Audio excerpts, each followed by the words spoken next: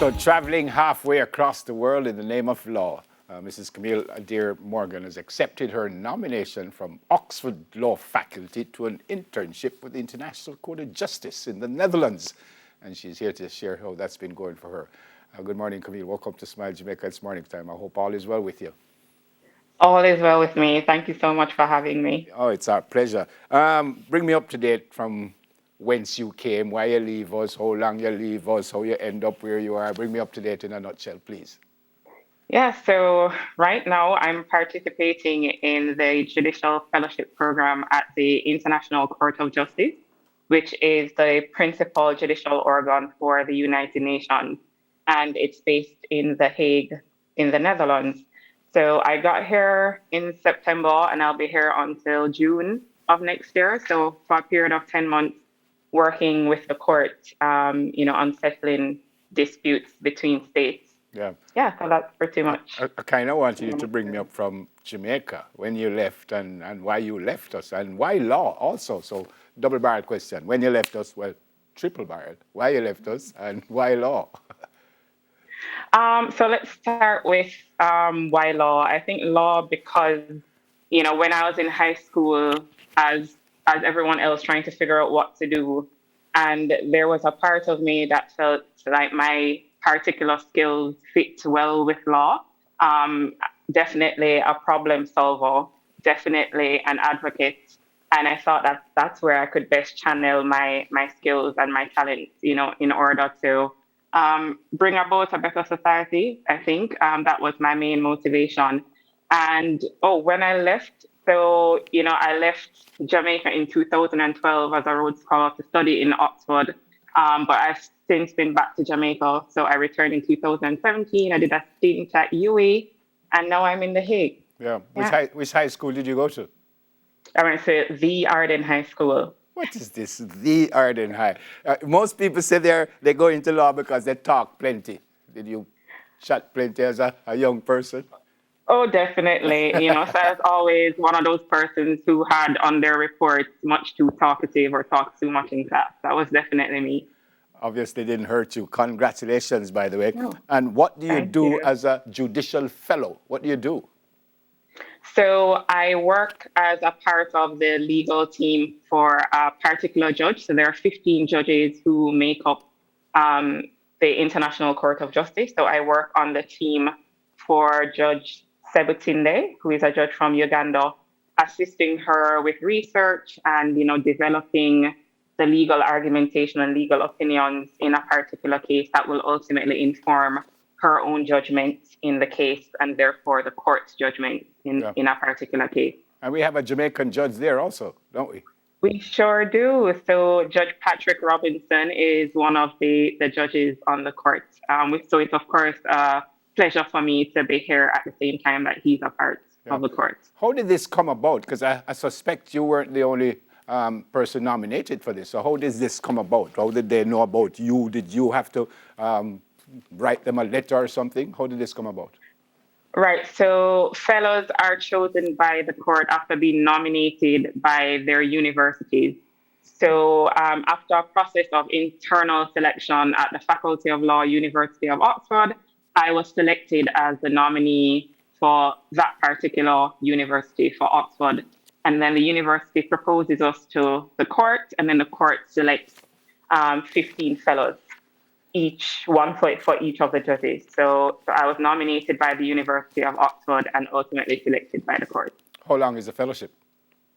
It's for 10 months, so it runs from September of this year until June 2022. And then that's it? Can you stay there, or do you just they send you back home after 10 months and that's it? So, some persons stay on for a little longer, extend their time working with the court. But I don't think that will be my case, no. So, after this, I'm looking for a job. Looking for a job? Just to be a lawyer, you're going to end up being a judge? What you want to do? So I really want to practice as an advocate. I'm very passionate about this area of law, which is public international law. So, whether it's working with an international organization like the UN or working in civil service, in this particular area of law, that's what I'd really like to do. Yep. You said you were working with, it's Sebutinde, is that how it's pronounced? Judge, yes, Judge Sebutinde. And she presided over the case with the Liberian president. But in a case like that, if there's a case going on, what do you do for her, with her? Do you just sit in the court and listen? I'm sure you're learning, but what exactly are you asked to do? So I am involved in every aspect of the case, right? So when the parties present their case before the court and they write their pleadings, I'm reading, dissecting the argumentation, doing research to see whether or not what they're arguing is in accordance with the law. Writing legal memoranda to the judge to advise her about what the state of the law is so that she can make a determination about, which party ought to succeed in the case. So I'm involved in every aspect. That's plenty of work. Do you like the courts, or do you like what happens in the court, or are you a behind-the-scene kind of lawyer? I think I enjoy both aspects of it. I think there is benefit to be had from working behind the scenes and doing the research, because it gives you a great appreciation for the law. And I think that ultimately benefits you when you do appear before a court and you argue in a court. So I think, from both aspects, I'm definitely learning and I'm gaining. Yep. I don't know how much time you'd have spent around our court system in Jamaica, but is it anything like our court system, as far as you know? So in some sense it is, in terms of, the argumentation before the court, and adducing evidence and that kind of thing. But I think here it's a little less adversarial in the sense of judges aren't necessarily asking a lot of questions.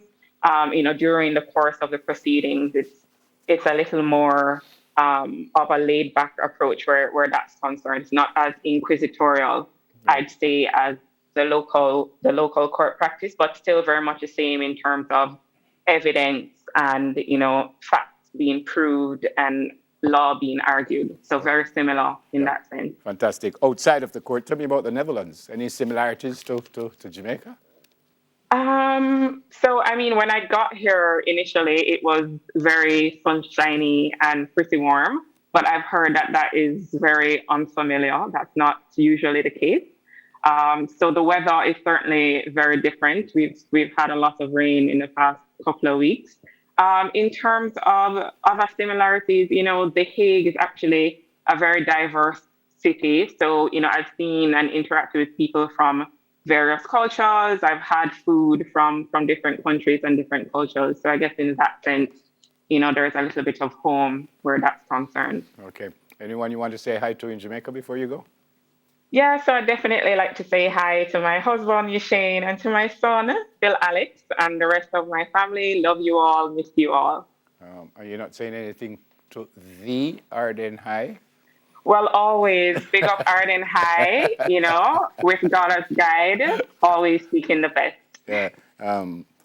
It is great to meet you. I'm very impressed with what you have done thus far, and I suspect that you have so much more to achieve. Really great to meet you. Thank you so much for speaking with us this morning. Stay safe, and God bless you. By the way, one last question. How difficult about with the pandemic? Has that affected how has it affected you, if in any way at all? So travel obviously was complicated. There was a lot that was involved in the process of getting here, so making sure I'm vaccinated, making sure I've done the relevant tests and so on. And now being here in the Netherlands, they have their own requirements about what's required. So being vaccinated is definitely a plus if you're vaccinated, to allow you to move about and to participate in social and cultural activities. So definitely impacts from the pandemic in terms of travel and just living and existing here. Stay safe. God bless you. Thank you. Thank you so much. Mrs. Kamille Adair Morgan, attorney at law, now in The Hague in the Netherlands. Up next, we talk Journey to the Crown. We'll be back after the break. Stay with us, please. Soon come.